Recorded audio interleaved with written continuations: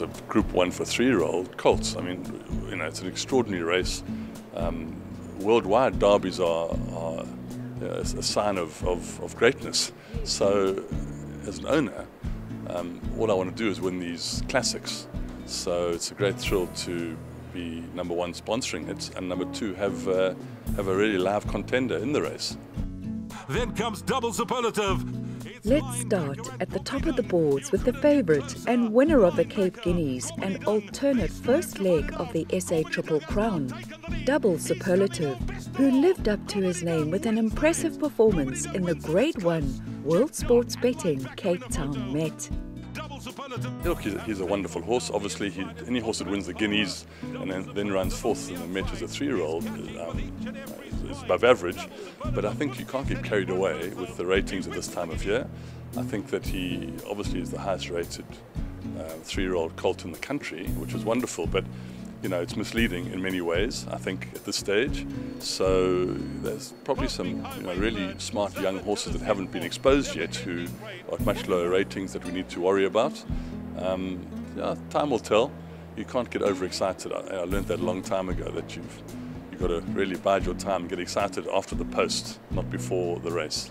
Universal is now coming home strongly in the centre of the course. Adam Marcus knows how to prep them, none more so than Universal when ridden to victory by Craig Zaki in the recent Grade 3 Politician Stakes. It looks a very competitive field, but as you say, he's a very exciting horse moving forward. To be honest, I don't know how much more is to come from him. He's still very much an unknown quantity. But he has shown a lot of ability so far, but he may only be halfway there. So very, very exciting horse. Obviously the Derby is always a very competitive field. Double Superlative looks like a super horse, so I'm sure Justin's very confident with him. But we're in the race, we've drawn 7, and hopefully Craig can have him in a nice position and he runs a cracker for us. Pom Pom Power, good traveller. Seen winning the Grade 2 Concord Cup in November, Pom Pom Power went on to run 2nd in the Cape Guineas and 3 lengths off Jet Dark when finishing 5th in the Grade 1 Lomeron's Queen's Plate. He ran a very good race in the Concord when he won. Went start to finish, and at that stage I thought he was going to need the run and he won. And then he ran a really good 2nd in the Guineas.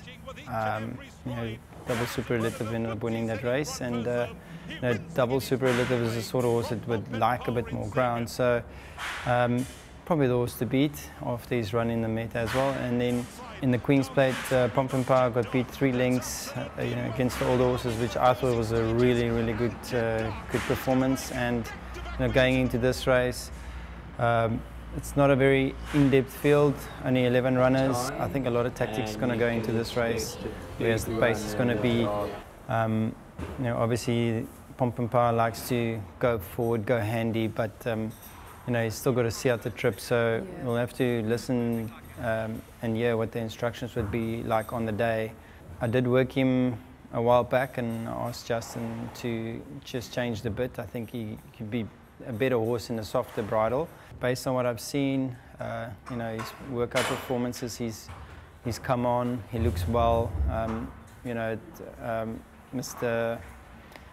Braun sent me a video with him just coming off the track, and he looked very good. So I'm sure he's got every chance. Whilst the market indicators lead us to believe it could be a 3-horse race, it goes further than that. Never-ending rain along the inside. Never-ending Rain has come a long way since winning his maiden in May last year to become a very useful performer in graded race company. Look, it's a tough race. Double Superlative is a top colt, and he's proven it, as is his stable companion Pom Pom Power. But last time out in the Politician Stakes, I needed Gavin to ride him to really feel him and to get to know him. He was so out of the weight. He was giving 6 kilos to the other 3-year-olds, and I said to Gavin, no pressure on him. We really are here to win the Derby. This is his prep going forward. And Gavin was very happy. He said, look, he moved up like he's going to be really in the mix, and then he hit a bit of a flat spot, and Gavin said he never panicked. He said, he knew there was bigger fish to fry. He was very, very excited.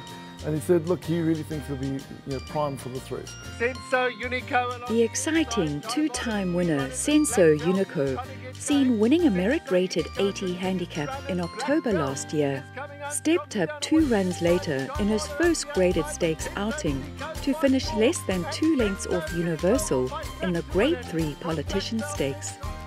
Yeah, Michele, this has been his mission all along. And I think we can disregard his last run. I think he played up in the gates, but he's a very, very progressive horse, big, strong horse. He's blessed with a decent draw on Saturday, and Bernard Fade Herb gets the ride, and I think Bernie will suit him. His work so far, up until now, has been exceptional, and we're very, very happy with where he is. The trip that is what he's looking for, and even a little further, it won't worry him, So I think he's an exciting prospect for the Natal season. We'll just go one step at a time. Master of Doubt has taken off and Platinum Racing have enjoyed a fantastic summer and send out the fast improving and group placed Master Redoute. Yeah, Master Redoute, he's a smashing horse. He really ran a good race on the Politician Stakes last time and was a creditable second. Going into this race, obviously very competitive, going up against the likes of Double Superlative, obviously 4th in the Met. We are confident of the weekend's run. We do think he will run a good race. Obviously got a wide draw to contend with. Granty gets along very, very well with this horse, and they're a good team. He's a smashing horse and he's improving all the time. I think I was a little bit unlucky not to win him last time. He's a horse that really wants to he doesn't like to be cramped up around horses, and I got stuck on the rail last time with him, and he got going too late, and he ran a good second behind a decent horse. I think we'll also have a big chance in the Derby. Of course, we all have to beat Justin's horse in Double Superlative, but my horse is doing really well, and the way he's feeling at the moment and the way our yard is doing, I'm quite confident. Platinum Racing are having a wonderful season. You must all be so delighted. Yeah, no, look, it's been a very good season. Obviously, Andre's first Group 1, and we're hoping to end the season off with a bang. Waiting for Summer has exploded through. Since breaking his maiden back in June last year, Waiting for Summer has had 6 starts, showing that he's not far off the best of them. Waiting for Summer's doing well at home. His last 2 runs have been a little bit on the disappointing side. He did get quite badly interfered with at the start on Met Day last time, so he was quite a long way back and had a lot of ground to make up, which he didn't really, make up that much on the day. I think this sort of trip, the further we go, the better with him. I think he'll enjoy the trip, but obviously at Group 1 level, it's always tough. Whether or not he's quite at that level, perhaps not, but it didn't end up being that big a field, and I thought we'd take our chances, specifically seeing that we're now stepping up in trip. I think it will suit him better. So he's drawn well, he's doing well at home. I've actually put a pair of blinkers on him for Saturday just to try and get him to travel a little bit better early on in the race, because he just seems to, he seems to be a little bit too far out of his ground all the time. So hopefully that helps a little bit, and I'm hoping for a better run. Whether or not he's good enough will have to be seen, remains to be seen, but possibly minor money if I think he's well enough and good enough on the day. Global Alley starts in close ground. Dual winner Global Alley, who has found the frame in all of his 7 starts to date bar 1, lines up in his first graded outing. Michele, his prep's been great. He's a horse that's going to relish the 10 furlong. He's got a beautiful action. Obviously, if you go on ratings, it's going to be exceptionally hard for him. He's only off a 90, taking on some really big hitters here. But, the old saying, there is only one Derby. And, I think he's done enough to justify running in the race. Whether he can win it or not, that's a big question mark. But he's fit and well. Very happy with his preparation leading into it. And I'm sure he'll give a good account of himself on the day. Baratheon in the centre. Game of Thrones named Baratheon broke his maiden on his 4th outing. He showed his ability just 2 starts later, when finishing 2 lengths off Universal in the Grade 3 Politician Stakes. He's a progressive horse. He's a bit of a softie, so we've just managed to nurse him along with only the Derby in mind.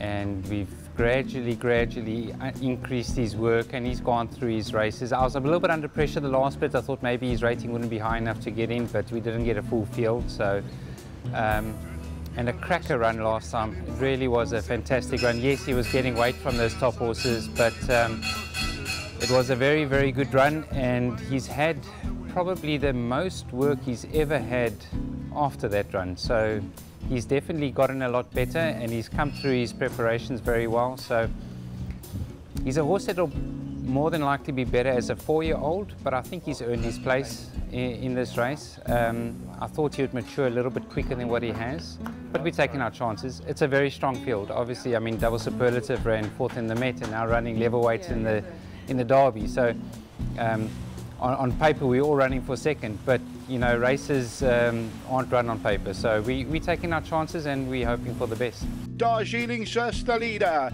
As one of the first sons of Grade 1 computer form sprint winner Rafif, Darjeeling is an interesting runner in this race. Yeah, Michele, you know, he hasn't got that natural speed.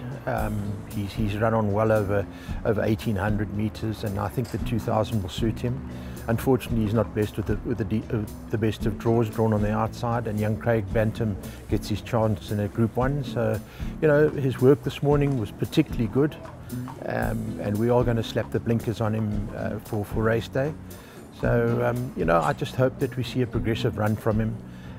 Unfortunately, he's staying here for the winter, I think, at this stage. We haven't finalised the team, but there are opportunities for him here. So I think let's just see how he runs on Saturday. On the inside, Gem King and Service Ace. They're giving lots of cheek. Two-time winner Gem King, who won a merit-rated 76 handicap recently, faces tougher opposition here. But it's Gem King that wins the last.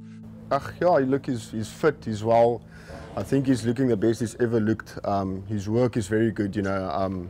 I think coming off his last run in the 1600 meter, where Richard rode him and got off and told us, listen, yeah, this horse can definitely go a bit further. Yeah. And the way he won, you know, after he only started running the last 100 meters, so that showed us, that was sort of an indication that we can go a little bit further with him. And yeah, otherwise than that, his work is really good. Greg obviously is riding him. Greg's very happy with his work. Yeah, we're all very happy with him. He's a very nice horse, and you know, we're taking a chance of him. I think obviously Justin's horse, Double Superlative, will be hard to beat, and then also if you can also throw in obviously Universal and Justin's other horse, Pom Pom Power, which I also think is a good horse, and he's got a good chance. But I mean, besides that, I think the race becomes a bit open, you know. So we're taking a chance of him, and hopefully we'll hope for the best and see what he can do.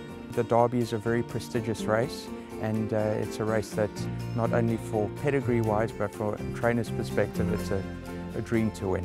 You know, over the years, horses that have won the Derby have always come out, you know, somewhere along the line to be top horses. So, you know, many of them win multiple Group 1s if they win a Derby. So it's a race that's obviously got a lot of history to it.